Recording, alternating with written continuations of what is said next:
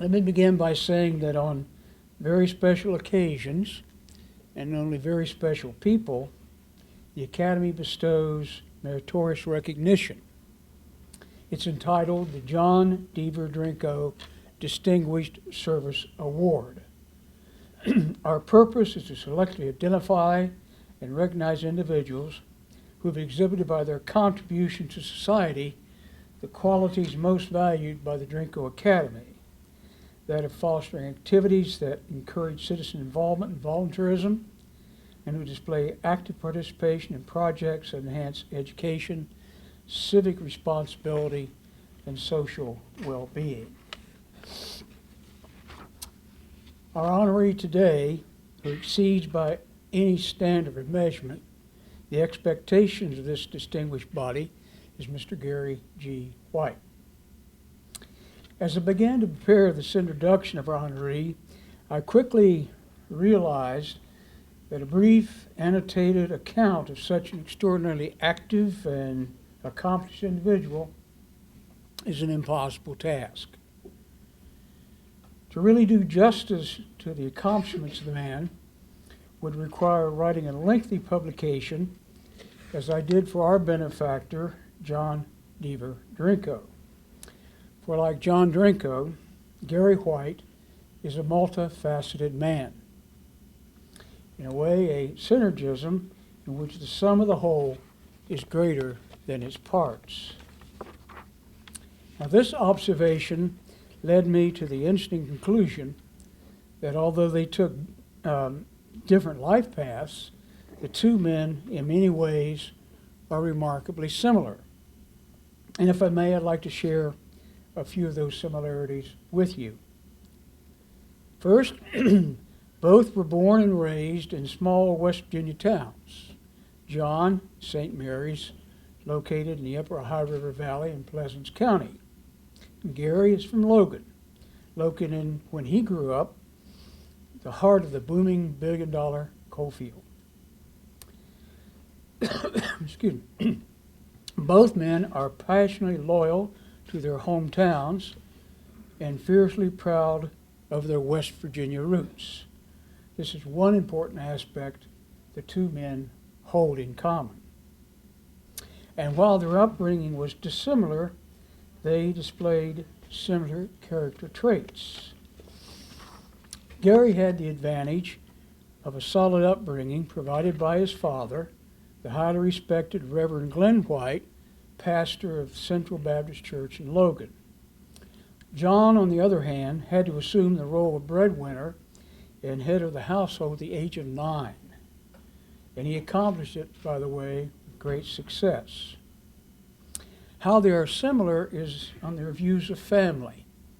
Suffice to say, both men willingly embraced duties that many would have viewed as a burden. They saw as a blessing. This episode in their life is strikingly familiar. Both are known for their caring and compassionate hearts. So again, a similar attribute. As youth also, they displayed similar characteristics. Both were bright and ambitious, taking on available jobs, odd jobs when they could, and excelling in school. The drive was the same, but the areas of interest were different. John excelled at high school, was on the varsity football and basketball teams, St. Mary's. By the way, he won a scholarship to play ball at Marshall under the legendary coach Cam Henderson. He was also first trumpet in his high school band. And if you knew John Drinko, you knew it had to be first. Throughout his life, John had a passion for music, demonstrated by his serving as an active board member of the Founders Society of the Cleveland Symphony Orchestra. John truly loved all kinds of music. As a youth, he taught himself speed reading and completed all requirements for graduation from St. Mary's High in less than 2 years and graduated at the top of his class. During his junior and senior years, he studied and mastered Latin and Greek at nearby Marietta College. Now, Gary established an equally impressive scholastic career at Logan High, but again in different areas. According to his mother, Catherine, even as a child, he was always looking to take something apart to see how it worked. She also said he loved to take clocks apart and put them back together again. When he was in the 8th grade, he took a transistor radio apart, converted it into an intercom system, entered into the project in a local science fair, and won first place. In the same year, he worked at a newly built Dairy Queen in Logan, and I'm sure that was a big deal in Logan. And he did about 70% of the wiring at that Dairy Queen. As Reverend White once said, Gary is gifted. By the way, he's never lost his love of things mechanical, especially fast cars. His pride and joy is a vintage classic 1960 Corvette that he built. His wife Joanne said he brought it home in a box. It runs now, doesn't it? While attending Logan High School, he followed a challenging college preparatory program that included no electives, no study halls, and it also called for attending summer school. Simultaneously, he was admitted to a vigorous electronics program, which included 1,200 hours of advanced electronics. Now we all know why he was able to wire the Dairy Queen. Also, like John Drinko, Gary White loves music. As many assembled here know, he's an accomplished singer. He performed at the All-State Choir for 3 years while at Logan High, and while at Marshall, he auditioned for the Symphonic Choir and was selected.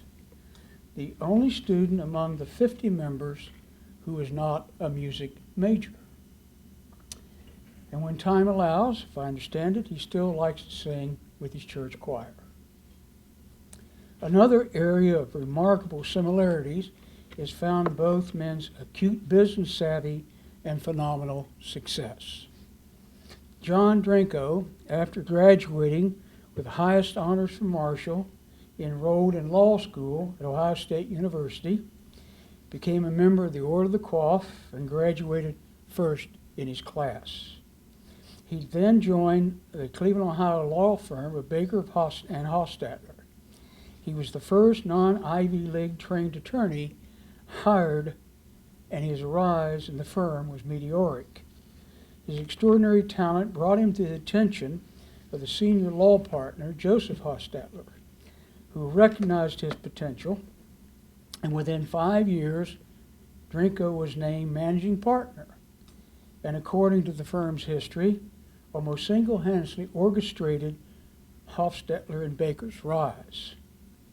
Before stepping down from that position 20 years later, John Drinko had built the Cleveland-based law firm of 40 attorneys into one of the 15 largest law firms in the United States, with offices located in 10 major cities. Somehow he also found time to serve on about a half a dozen boards of directors, cobbled together 10 large farms near Coshocton, Ohio, into one of the largest Charolais cattle breeding ranches east of the Mississippi, and founded and built Perform Line Products, a highly successful investment company. Here's the similarity. Gary White can claim an equally impressive career, but in an entirely different area. Gary directed his business talents to the coal industry, working first at Island Creek and then later at Amherst Coal, where he subsequently became administrative manager and ultimately was placed in charge of all underground mining. He left Amherst Coal to become a highly successful president of the Western Coal Association, a position he held for several years. Then, just as Joseph Hostetler saw the potential in John Drinko, Gary White caught the eye of his mentor, James H. Buck Harless. Now, most of us in this room should know who Buck Harless is. If we don't, we should learn about him. Because Buck Harless, without a doubt, was one of West Virginia's most successful businessmen, building his company, International Industries, into a major national and international firm. However, perhaps of all the wonderful things that Buck did for West Virginia, his most important gift was his generosity. And his greatest legacy will be his philanthropy, evidence of which can be found here on Marshall's campus. The Harless Dining Hall, numerous academic programs and scholarships that bear his name, and his place on the path to the Prominence Monument here on campus. By the way, Buck's plaque is located right next to that of John Drinko.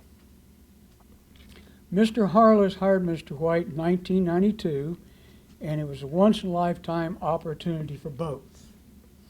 Buck spoke of Gary as, quote, a man of remarkable character and dedicated to the task at hand.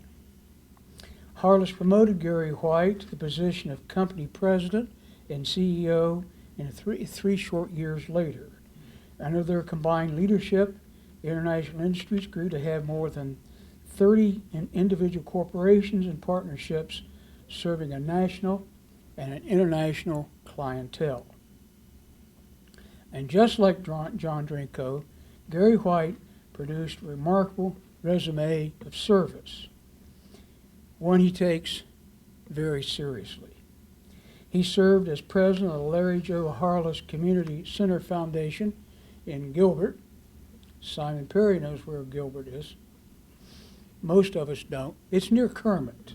Isn't that right, Simon? That's right. That's what I thought. He also served as chairman of the Corridor G Regional Development Authority, chairman of the West Virginia Roundtable, chair of the Appalachian Hardwood Association, as a member of the executive of the West Virginia Coal Association, and that's to name just a few. Now, one final similarity. John Drinko and Gary White are role models as to the importance of education and how a person of humble origins can accomplish much. John Drinko carried on a lifelong crusade in support of teaching and teaching institutions of all types, including colleges and universities, high schools, museums, art galleries, and medical facilities. Evidence of which are the 12 honorary doctoral degrees he received in his lifetime, and none was more important to him than the one he received from Marshall. John expressed on several occasions how impressed he was with the outstanding quality of the faculty at his alma mater and the education, as he said, he, a poor boy from St. Mary's, received while attending Marshall College. And he often said, I want to pay that back. John Drinko was true to his words and paid back his alma mater in countless ways, including annual generous contributions and donations to the university, to both academic and athletic programs alike found across our institution. And let's not forget his generous donation, which created the Drinko Academy and the support for perhaps his most favorite project, the John Deaver Drinko Library.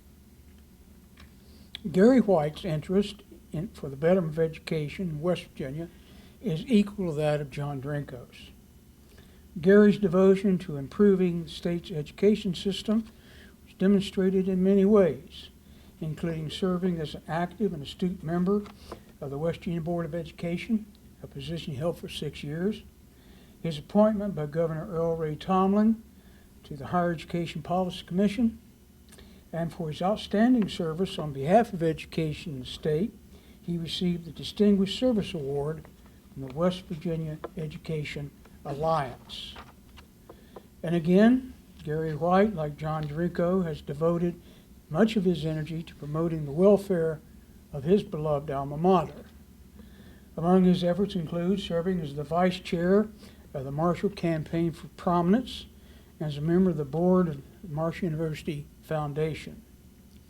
What some people don't know is that Mr. White was elected the first chairman of the West Virginia Board of Governors when it was created in July 2001.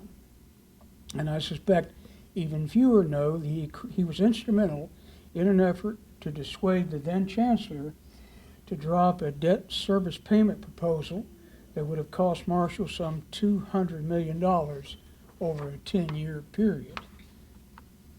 Lastly, in the view of many, his greatest contribution to his alma mater was his acceptance of the interim presidency following the untimely and tragic death of President Stephen Kopp. Parenthetically, I want to add, we also owe a great deal of debt to his wife, Joanne. For without her gracious endorsement and assent, Gary would not have accepted the position, and Marshall would have been the worse for it. As one might expect, the interim President White was not a lame duck. He took on his new duties seriously, learning to successfully master the labyrinth of higher education administration and enthusiastically embrace the countless demands for attention a college president must endure. And again, I speak from some first-hand knowledge. However, I suggest perhaps his greatest contribution while president was employing his expertise that he gained after years of interacting with and solving the puzzle of what I call the enigmatic West Virginia legislative process. And that is a doozy, and you're to be congratulated. Without that knowledge and his skill in negotiating, Marshall's annual budget for the last fiscal year would have been devastating and have made this year's budget shortfall even more problematic. And that's a great debt of gratitude. Gary White, true to his word and at great personal sacrifice, did his duty to stand until relieved as interim president. Indeed, he's still serving us as a consultant to our new president during this transition period. Of Gary White, Buck Harless said it best. He's a successful person who never forgets from whence he came. Now it's my pleasure to introduce our president, President Gilbert, for some concluding remarks.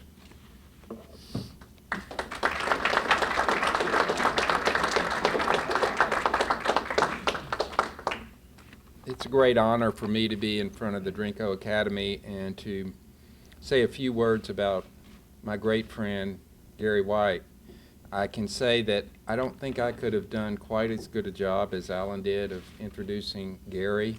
I haven't known Gary as long as Alan, but I've come to know him quite well in the past 6 months, interacting with him and Joanne, and I found them to be real people.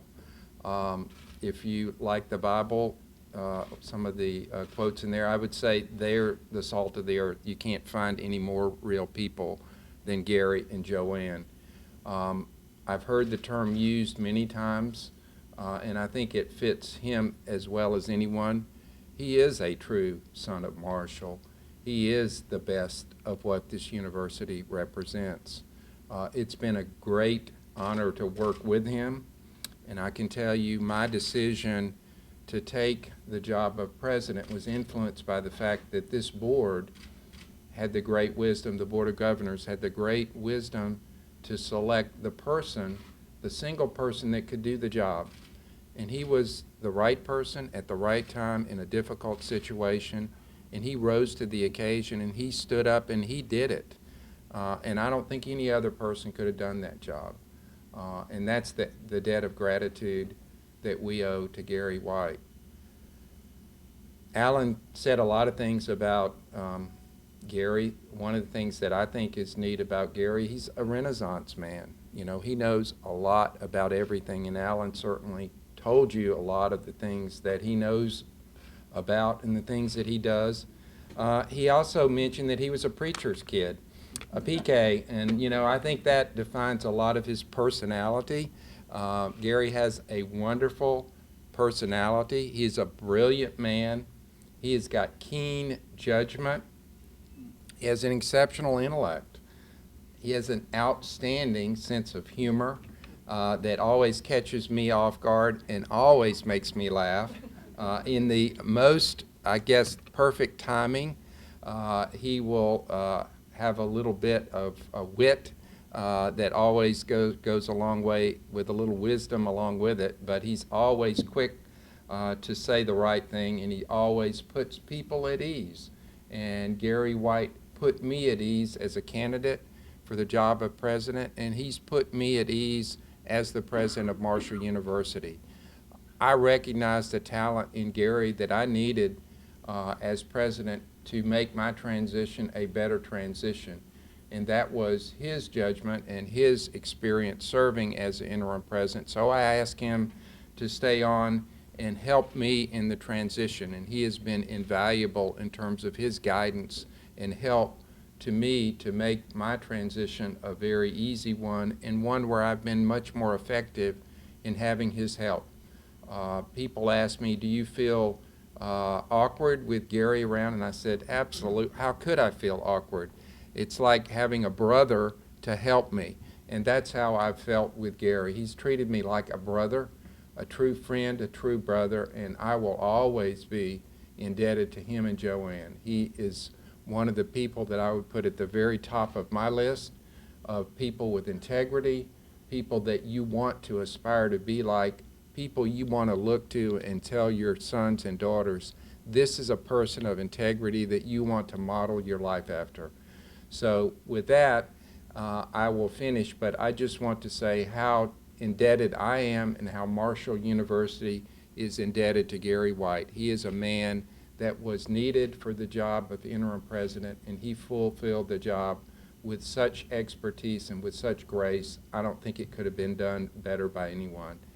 Thank you, Gary White.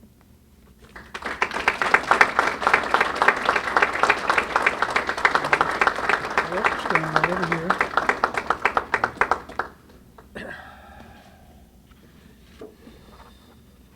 Where did I put that?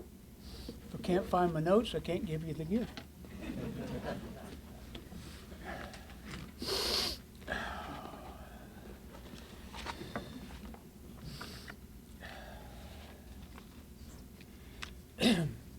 Now it's your turn.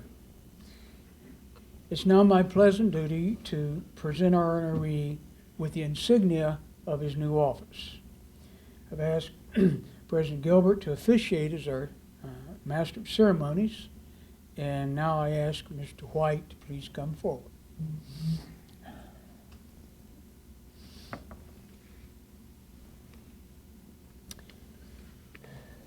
Gary, President Gilbert will now present you with the John Deaver Drinko Distinguished Service Medallion.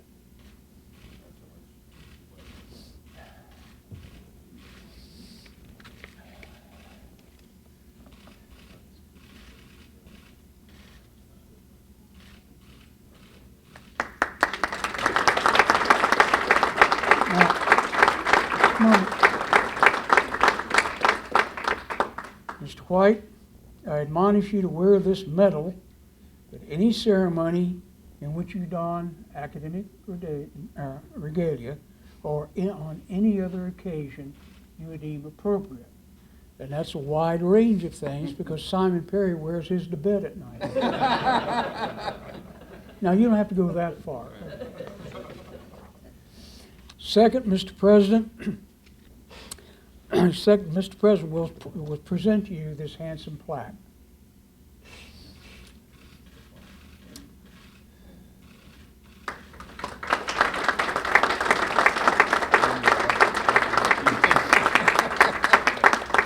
It's a symbol of your new station, and I charge you to display it in an appropriate and prized place. Sure will. Ladies and gentlemen, it is my esteemed pleasure to present to you the 2016 recipient of the John Deaver Drinko Distinguished Service Award, the former interim president of Marshall University, Mr. Gary G. White.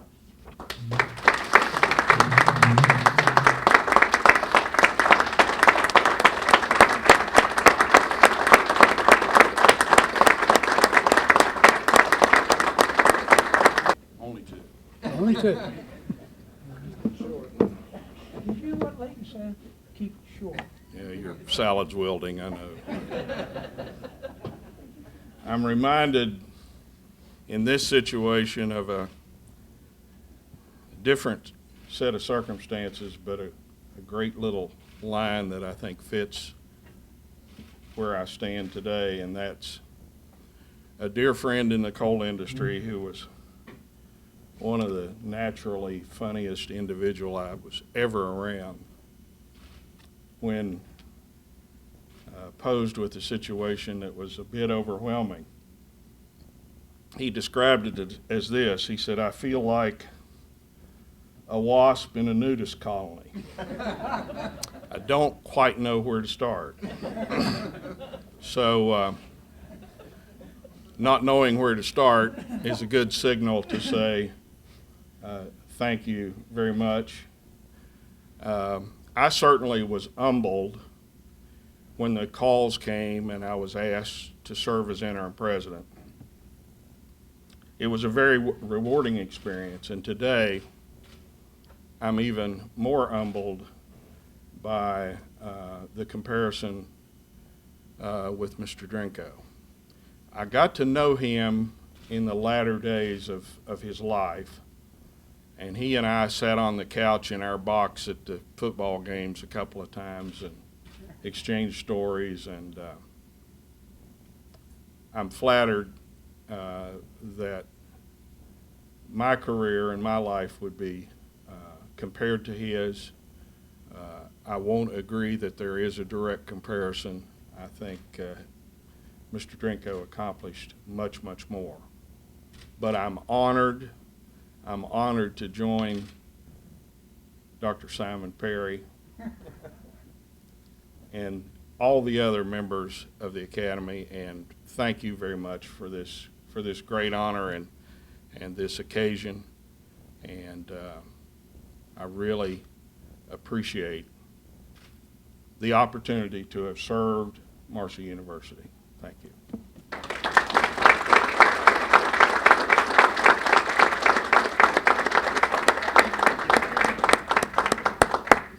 Well, everybody, enjoy your lunch, and following lunch will be a brief, and I promise it'll be a brief, statement about our distinguished Drinko Fellows. So please enjoy. I think I should begin with a public admission that on occasions such as this, I've been accused of being inebriated with the exuberance of my own verbosity. Whatever that means. Don't clap. We agree with you. Well, I was going to say some critics, including my dear friend and colleague, Leighton Cottrell, use more blunt and, shall we say, colorful language to express the same sentiment. So in deference to Squire Cottrell's sensibilities, I will attempt to make my remarks mercifully brief. But there's two things. One, I'm an old college professor, and we all talk at 50 minutes a pop. And secondly,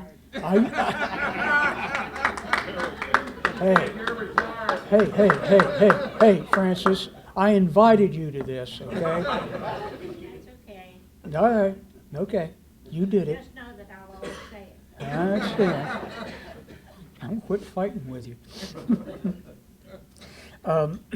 As I mentioned earlier, on occasions such as this, John Drinko stated how he marveled at the number of outstanding professors he had while attending Marshall, and insisted someday he'd repay his alma mater for the quality of the education he'd received. And I might say, parenthetically, and to those former Marshall educators, and we don't know many of their names, if any, we all owe a great debt of gratitude. So just think of that. And particularly our Drinko fellow professors in here. Be nice to your students. Teach them. And maybe they will repay, as John Drinko did. John's repayment began in 1994 with the creation of the Distinguished John D. Drinko Fellows Award. This designation is granted to only recognizably outstanding Marshall professors who, by their contributions, have enriched the quality of academic life throughout our university. As our late President Kopp once observed, over the years the recipients have been the who's who of the faculty. His remarks corroborated by 2 editions in the Marshall magazine that featured the Drinko Fellows and referred to them as the best of the Marshall University faculty. Now, I admit that sometimes, on rare occasions, I'm prone to hyperbole, but they are among the most accomplished members of the Marshall professorate. I think what I just said was hyperbole. I'm not sure, but maybe. But they are truly they are among our best. John was very proud of his Drinko Fellows and never missed an annual tribute that we held from the beginning of the Academy in 1994 until his death in 2008. And Libby Drinko continued that tradition until her passing in 2010. So in keeping with John's expressed desire, we now celebrate and salute its holders, the Distinguished John Deaver Drinko Fellows. Since time presses, it's not possible to identify all of our fellows.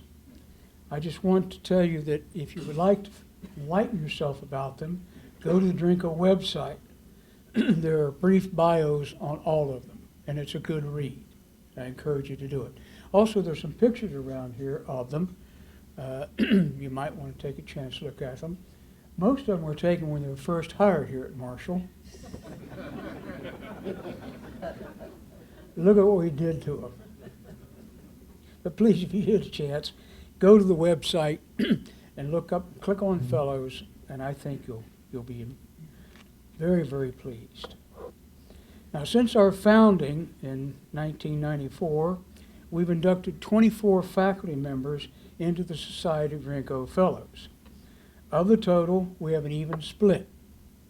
12 are retired and resting on their laurels, and 12 are still laboring in the vineyards of academia. That's the best pros I could give you, ladies and gentlemen. Of the 24, all but 2 still reside in this area. And thank God, all 24 are still above ground. Together, they represent over 550 years of service to Marshall University. That's a remarkable number. However, I admonish you to recall the old adage, torture numbers, no confess anything. So in reality, Drinko Fellows Bob Alexander and Simon Perry collectively contribute over half of that total.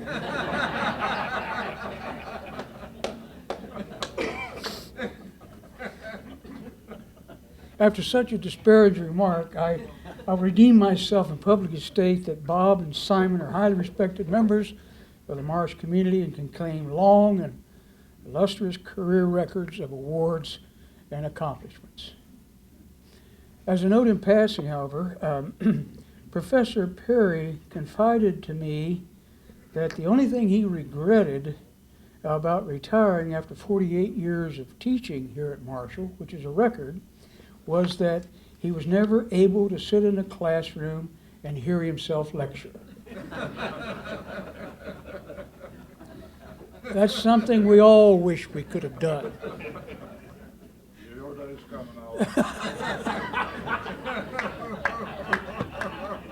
Hey, just because you got Francis sitting there doesn't mean you can talk like that. Right? He knows we're going to do it. I suddenly feel an attack of inebriated exuberance coming on, and knowing what that'll do to the sensibilities of Mr. Cottrell, I will confine the remainder of my remarks to some generalities applicable to our Drinko Fellows. Excuse me. In my estimation, there are several denominators common to outstanding professors, and our Drinko Fellows possess them in abundance. but I'll select only two important examples. First, I suggest they're outstanding teachers who are endowed with the ability to communicate knowledge and to strengthen the imaginations of their students. They energize their students, both graduate and undergraduate alike, and encourage them to engage in critical thinking, research, and creative performance. Examples abound of our Drinko Fellows not only encouraging student research, but exposing them to the wider world by escorting them to state and national conferences where they can learn and share what they have learned with others. Others take their students abroad where they study and perform in settings they would never have imagined. I will cite three quick examples. First, a trip sponsored by Dean Don Van Horn's highly successful program, which is called World Horizons. I might say in passing that this initiative will become perhaps Don's most enduring legacy to Marsh University. The program affords opportunities for students enrolled in all of our colleges to engage in educationally and culturally stimulating experiences abroad. One such program is headed up by Drinko Fellow Dr. Wendell Dobbs.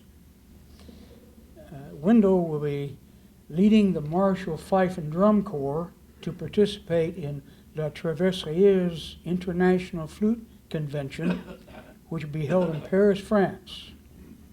They are the only American ensemble invited to participate. Another Drinko Fellow, Robin O'Keefe, our internationally recognized paleontologist and evolutionary biologist, with the support of the Drinko Academy, plans to conduct two of his brightest students on an extended field trip and dig in remote and beautiful regions of southern Utah on an expedition of discovery. What a fantastic opportunity for two budding scientists. Lastly, I'll mention Drinko Fellow Marcia Harrison Penatello, Professor of Biological Sciences, who on campus is recognized for encouraging undergraduate and graduate research. And whenever possible, she takes her students to attend and participate in national meetings and conferences. Again, what a wonderful and eye-opening experience for her students. Now, these are only three examples. I could cite many, many more. I wish I had time to do it. Collectively, our Drinko Fellows understand and appreciate the ultimate goal of an excellent teacher. Make oneself progressively unnecessary. Now, if I may, I'll digress for a moment and give a tip of the hat to our academic deans. They fulfill a vital role in our university, but rarely receive the credit they deserve. And again, believe me, I know from where I speak. And so does Bob Alexander.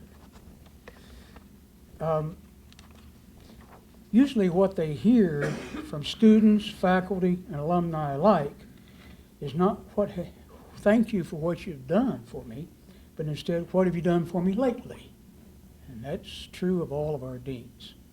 I might also mention that we have among our active deans a Drinko Fellow, Dean of the College of Science, Dr. Charles Somerville.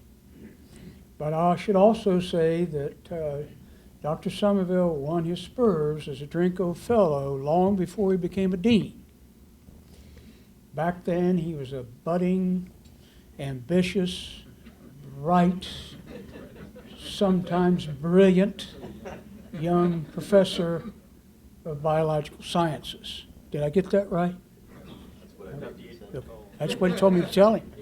Did I get it all? 8 foot tall? And he was 8 foot tall. Okay. But somewhere along the line, Chuck became a dean. He stumbled. He fell. And he went over to the dark side. But we'll forgive him for that, okay? Actually, in truth, I wish to state publicly that our deans are very proud of the Drinko Fellows housed in their colleges and have steadfastly supported the Drinko Academy. So I'd like to give all the academic deans a round of applause.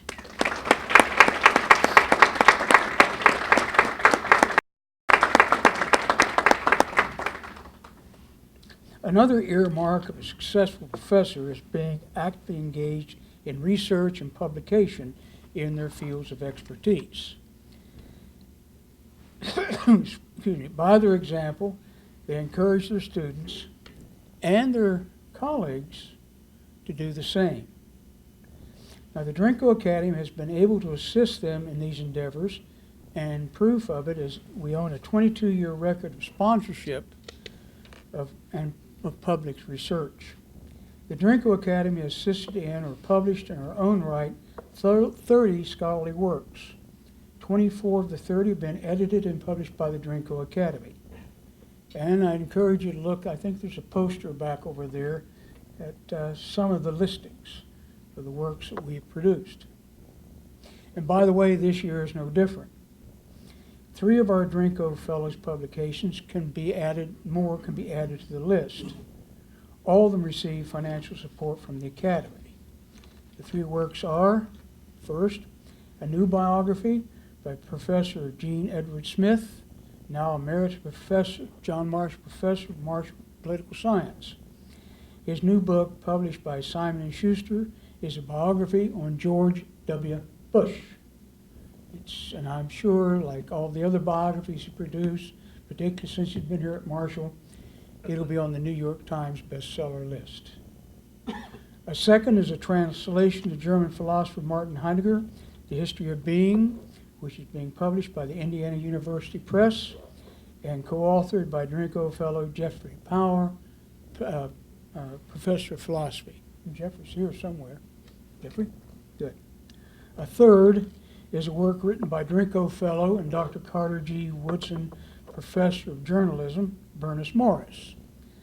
The book treats Dr. Woodson's relationship with African American press and will be soon published by the University Press of Mississippi. There's at least one other person in this room that knows about the University Press of Mississippi because he served on its board, and that's our new president. I don't know whether there's any connection or not, because our president is associated with that great institution, Mississippi State, and Bernice is associated with that other little school there, I think, called Ole Miss. I'm not sure. Is that right, Mr. President? It's actually the University Press of Mississippi. What did I say? University of Mississippi Press. Oh, I got it It's not wrong. associated with just that university. It's associated with the whole system. See, I stand very corrected. And Otherwise, I wouldn't have been on the board. I was going to say you can see the love between Bernice, your institution, and that of our president. Don't you wear that anymore? Matter of fact, I'll tell you what the president did. He was running around here wearing his old Mint pen, and finally the president couldn't stand it anymore, told him to take the damn thing off and gave him a Marshall pen.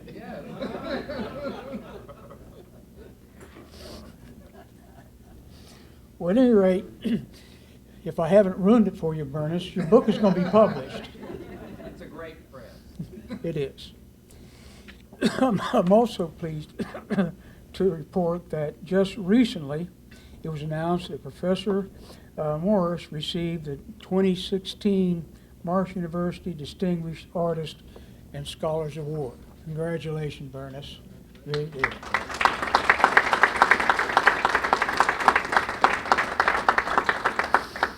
And I must not omit mentioning a significant award recently won by Drinko Fellow Montserrat Miller, our professor of history, for her book entitled Feeding Barcelona, which we helped sponsor and was published by the LSU Press. This prestigious prize that she claimed as a 2015 Best First Book Award presented by the National History Honorary Phi Alpha Theta. And being a fellow historian, I can tell you that is an extremely prestigious award. Congratulations. Where are you? Where you coming?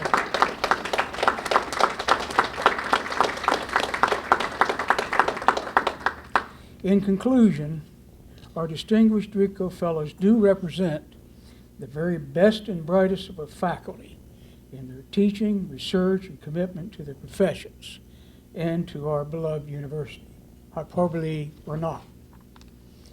And it's been a great personal honor for me to be affiliated with them and calling them my friends and colleagues.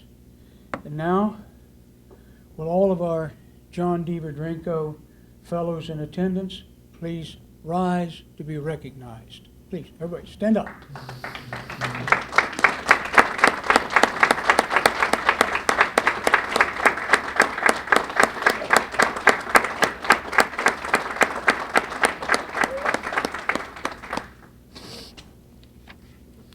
Well, that pretty well concludes our program, except I do want to say thanks to everybody who put this thing together. I don't have time to do that.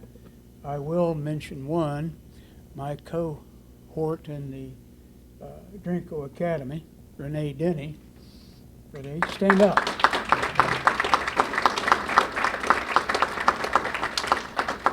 She not only organized this affair, but every affair we hold, and when she can get a hold of me, she tries to organize me. But again, thank you, Renee. And I'll conclude, as I oftentimes do at things like this, and I want to try and thank everybody for coming, being part of it. I quote the great American philosopher, Yogi Berra. Once following a football or a baseball game, he received an award, and he concluded by saying, and I want to thank everybody who made this occasion necessary. So thank you, everybody, and thank you for coming.